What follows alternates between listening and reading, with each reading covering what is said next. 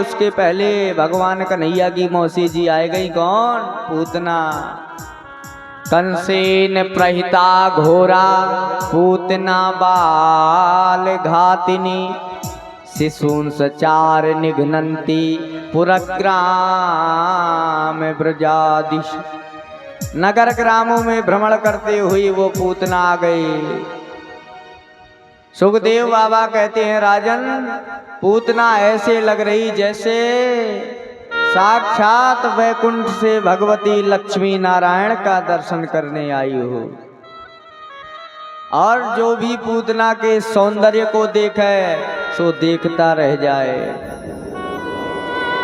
गोपियों के झुंड में बधाई के लिए दौड़ आ गई। यशोदा के पास गए, यशोदा से पूछा कन्हैया कहाँ है, कहाँ है वो लाला? यशोदा ने कहा कौन हो बहन? बोले मैं तुम्हारी रिश्तेदार हूँ। यशोदा हक्की बक्की रह गई कि आज तक तो ना ही रिश्तेदारन को देखा, कहाँ से आएगी आज?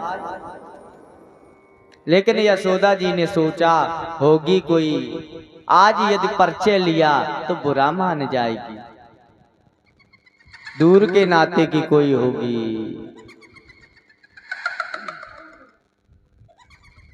पूतना पहुंची, अभी सुंदर रूप बनाए है उसने, कहाँ विकराल रूप धारण किया है। हाँ बताओ, ऐसे में करेंगे तो गोपियों को ना पता चल जाएगा। तुम जैसे लोग हो तो जरूर पता चलवा देते। हाँ बड़े।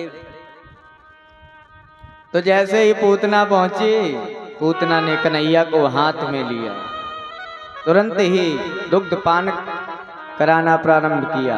पहले तो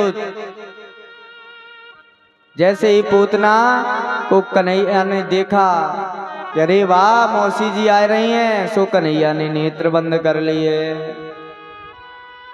विबुद्धितां बालक मारिका ग्रह चरा चरात्मा समनिमेल तीक्षणा।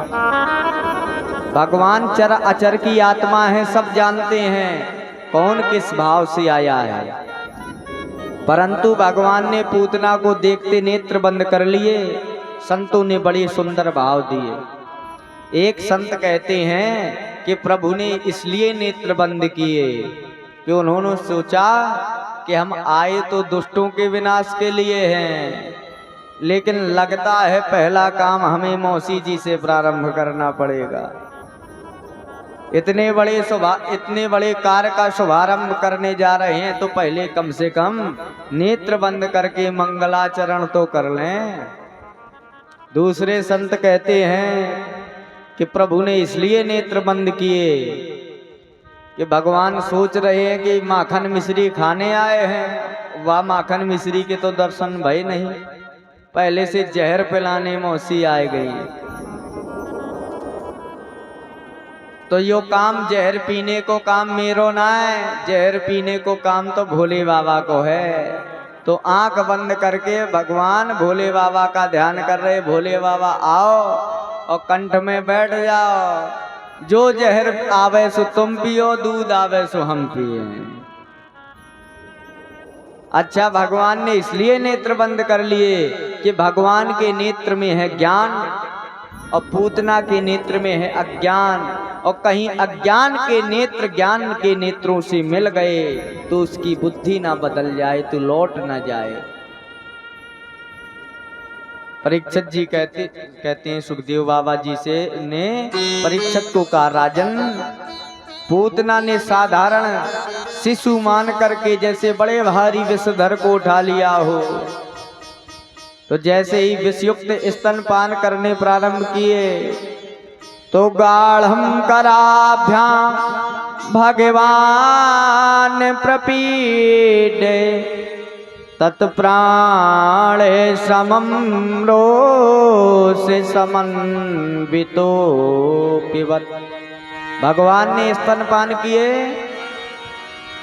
पहले विष पिया, फिर खूब दूध पिया,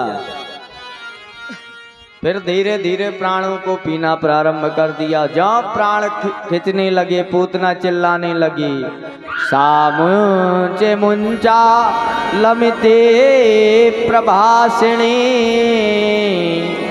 निष्पीड्यमाना खिल जीव मर्मणि।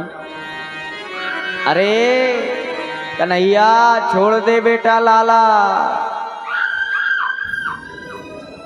भगवान बोले, मौसी जी अब ना करने से काम नहीं चलेगा।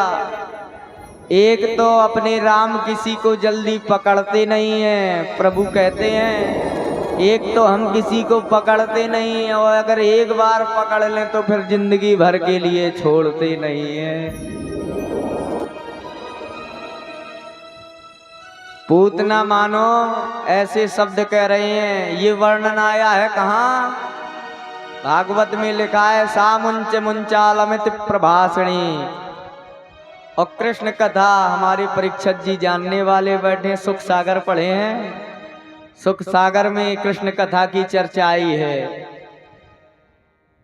हम रात्रि में बैठते हैं तो बड़ा सत्संग हुआ, आज बड़ा आनंद आया। तो हम आपको सुख सागर के भी दर्शन कराएं। अब सुख सागर में वर्णन आया है कि पूतना ने अपने शब्दों को कैसे प्रकट किया। उसने कहा चौपाइयां हैं सुख सागर में, चौपाई दोहा। पूतना ने कहा, मैया कि अरे यशोमती तो यह पूता